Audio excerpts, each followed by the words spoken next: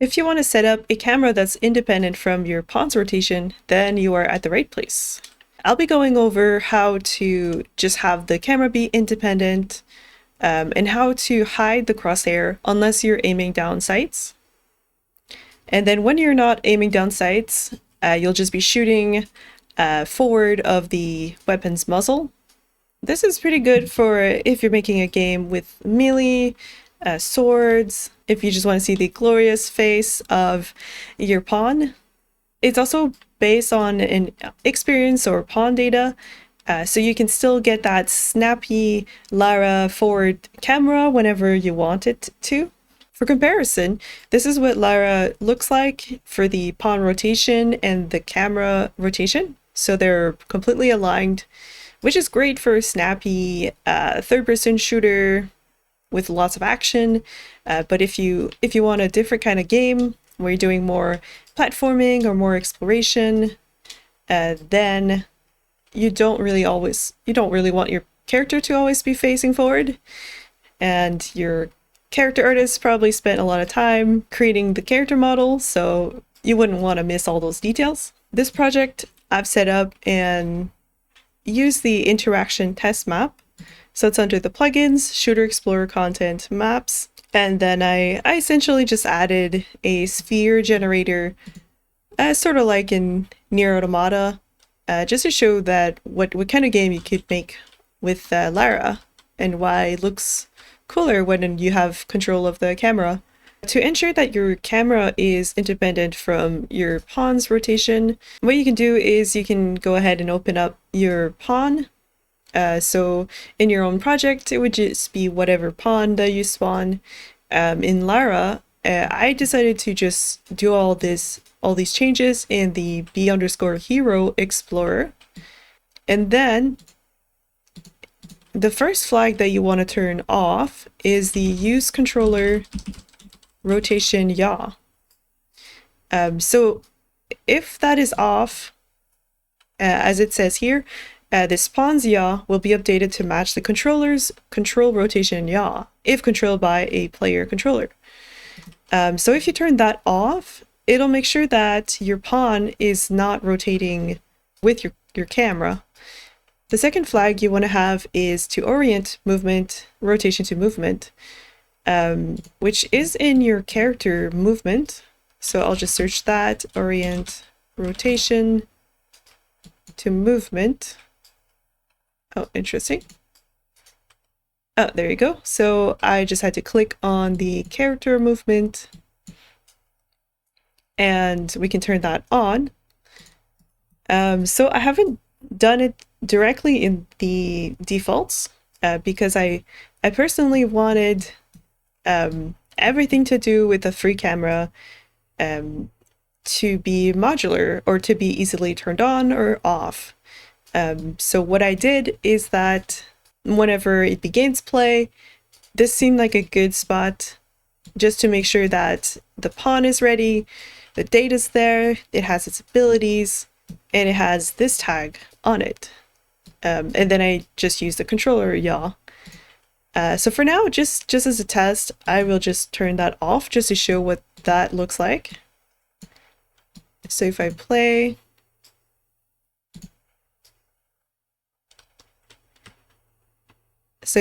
you can see that the camera is free, but the player is forever strafing. So if it's something that you want, then that's okay. But it just looks a little silly. So definitely the flag of orient rotation to movement helps a lot. Okay, so I'll save that and play. Okay, so now the pawn orients to its movement. So if you always want to have a free camera and it won't change in any mode or any pawn, then you can set these in the defaults. So like right here, I prefer to have it based on having a gameplay tag or not. This unlocks the option to either be strafing or not, depending on any kind of gameplay. So let's say that you just want to not be strafing when you don't have anything equipped. then you could just make sure that you have this tag when you have unequipped all your weapons. Or if there's a game mode where you just want this to be true, and another game mode where you always want to be strafing. This gameplay tag, I give it through a gameplay effect. So I've created a new gameplay effect, and I placed it right beside GE is player. And all that this does is that forever it grants this tag to the target actor. So the player will have the Lyra.camera.free, which is just a default gameplay tag that I added. The naming of tags is never my strength. There could be a better way to have this named. But essentially what this does is that I can easily add this gameplay effect whenever I want to. So the way I set it up is that I created a new ability set, and I just called it ability set free cam, and I'll browse to it, and it's right beside the ability set for shooter hero, so that this ability set, I can use it in any of the plugins. And in my case, I'm using it in the Explorer gameplay plugin. It's in Shooter Explorer content, which has access to this plugin's content. So this ability set, all it does is it adds this gameplay effect. I could have added that gameplay effect as part of another ability set, but again, I try to make it more modular. And then I have the choice of either adding it to the Lyra pawn data directly under ability sets. So we could just add this here, ability set free cam, and then it would just be on everyone or every pawn that uses this pawn data. But I think a better way to handle that was to actually add it in the Lyra experience definition. So in this case, it's the test inventory experience. And I added the ability set in the actions. So actions, add abilities, and then right by the inventory test ability set, I added the free cam. What's nice about this is that it just makes sure that your camera is free in this specific experience. So it's not map dependent. It's not pawn dependent. I mean, the one thing that will help is to have this logic that's based on having the tag. So this, if ever you want your camera to be free in your shooter pawn, then you'd have to do that in the B_hero. Yeah, so you'd add that logic in this one here. So that's how this tag is added, and that's how the Explorer is has it that it's matching, and then it has the correct pawn rotation settings. First issue that I saw whenever I enabled these settings was that the dash had a really weird trajectory because it was still trying to go to the forward of the camera. Okay, so to fix that, I went into the GA hero dash, and then in the get direction subgraph, I just added a selector so that essentially whenever you are not an AI controller, so this is not valid, so false, it used to just get the camera forward vector. But in our case, we want to know, are we orienting our rotation to the movement? And if true, I just get the actor forward vector. If false, then we do get that camera component. That fixed that dash issue. So if I compile now and play, so now the dash is correct. The next problem we have is that whenever we aim, it's using the camera rotation, and then it's pretty silly. You can shoot backwards. So if you're making a game like The Matrix or the one where you can curve your bullets, then maybe that's fine. But here I'll just show you how I fixed that. So essentially my solution was whenever we're aiming, I just make sure that the pawn is rotated to the control rotation. And then when we stop aiming, we go back to being free. Okay, so in the ability aim down sights, I added this check here, so I get the ability system component from the actor info of the gameplay ability, and I just check if it has this tag or this matching tag. Because this ability is also used by other pawn, anything that has an ability system component. Whenever the ability activates, right after we change the camera mode, I just make sure that we set it back to using the controller rotation yaw and to not orient the rotation to movement. And I'll just delete that. That was just for showing it broken.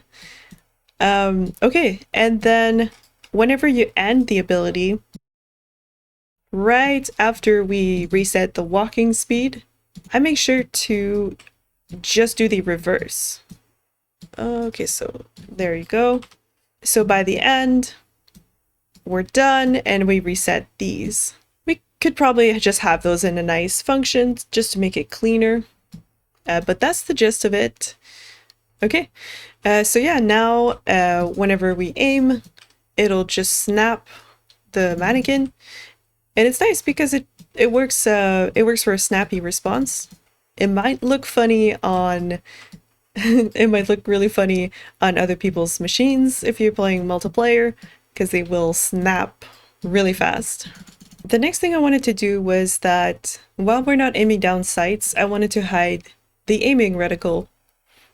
So the first place I looked at was the weapon reticle host widget, but that one spawns both the ammo counter and the rifle reticle, or like the pistol or any of the weapons widgets.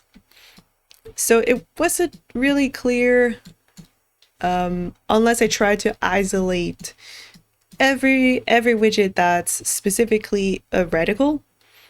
But all that this host does is that whenever the weapon changes, it grabs all of the reticle widgets, so also including the ammo widget, from the inventory fragment, from the item instance, and then it just creates all those widgets.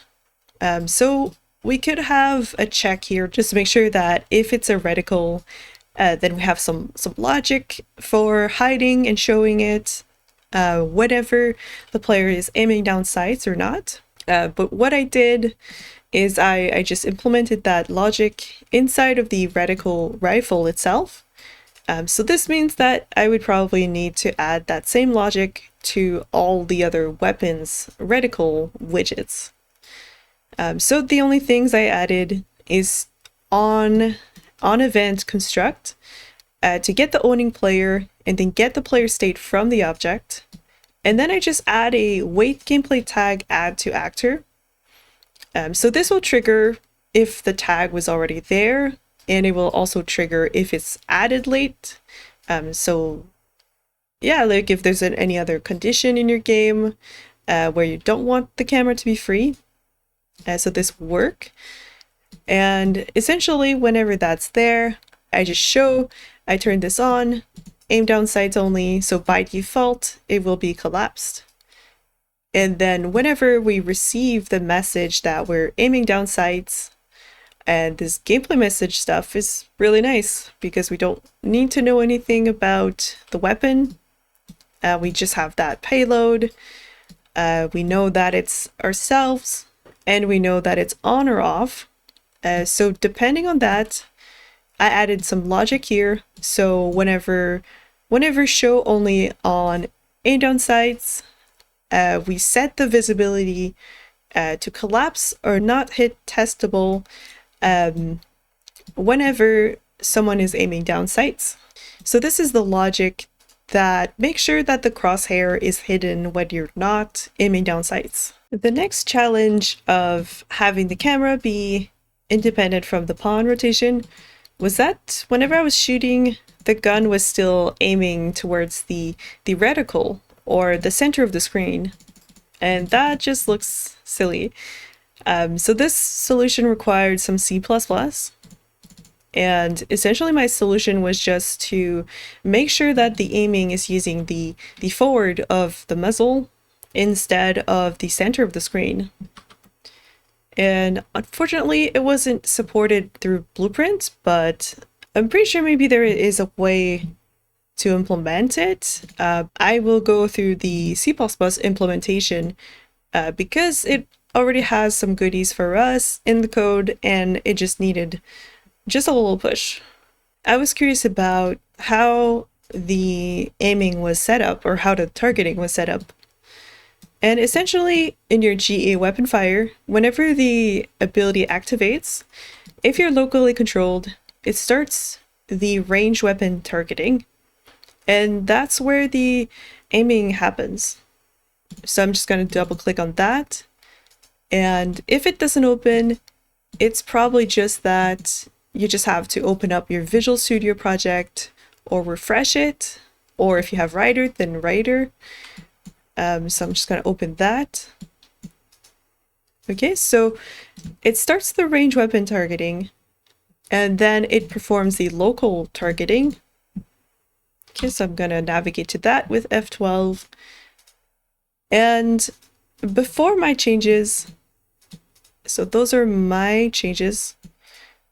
So before my changes, it was just using this camera toward focus mode.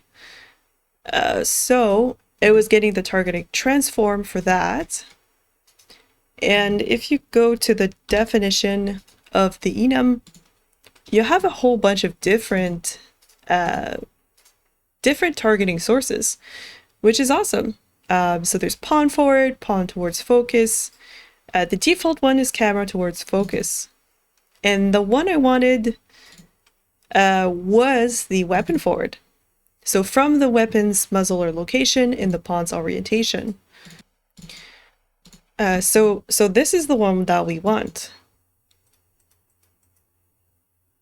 Okay, so back in our perform local targeting, I just make sure to have a local variable for targeting source. I will share this in my GitHub. And then I added some variables, so if you support the local weapon forward aiming, then I just make sure that all of these tag requirements are fulfilled. And if so, then yes, we want to use the weapon forward. Okay, so that is pretty much it. So you can paste this in here. The variables I added right in the range weapon. So it starts here, game change, and it ends right here. Yeah, and I just made sure to have the edit conditions so I'm not flooding the defaults or anything. Yeah, and they're just two gameplay tag containers. So yeah, I found that the gameplay tag containers work better than just hard coding those tags, just in case I ever change the tag names in the blueprint or on the editor side. But yeah, that was pretty much it. And it was interesting because I didn't know anything about the targeting sources, and now I'm curious about all the other ones, especially the custom one. So yeah, go ahead and implement those changes and then run, close the editor and then just run from, or compile from the code, okay? And then you'll get these new variables. You can turn it on and you can add these tags here so that it will work accordingly, or the targeting will work as you want or prefer. But if you're limited to blueprint only, you could always have some logic here that checks if you have the free. So if you have the Lyra camera free, you could do some logic, but the logic is all nicely encapsulated in this function. Okay, so compile and save. So now when I play, it shoots in the forward, and Yeah, sweet. That looks good. And if I aim down sights, then it does use the camera center or the camera focus. Okay, so there's still the issue of throwing grenades, but that one kind of makes sense that you want it to be wherever you're looking. And also another thing is that, as this gym indicates, this is an interaction test map, and it uses the camera rotation. So you'll be interacting with something behind your player. So you might have to edit that interaction trace so that it goes from the pawn forward. If in your game you want the camera to be free on specific occasions, what you could do is in your pawn, instead of just checking and right here, if you have the matching gameplay tag, you could wait for tag. You could wait for the gameplay tag to be added, or the count. So add to actor. Okay, and then whenever it's added, then you update this. So this could be useful for, let's say, so Lyra.camera.free, unadded and then on removed. You could update these here. So essentially, if you had some logic that had to do with when you have nothing equipped, then you add this tag, and then it will make sure to update this. So I guess we could also have the wait gameplay tag remove. Okay, and then do the opposite. But yeah, you can clean it up.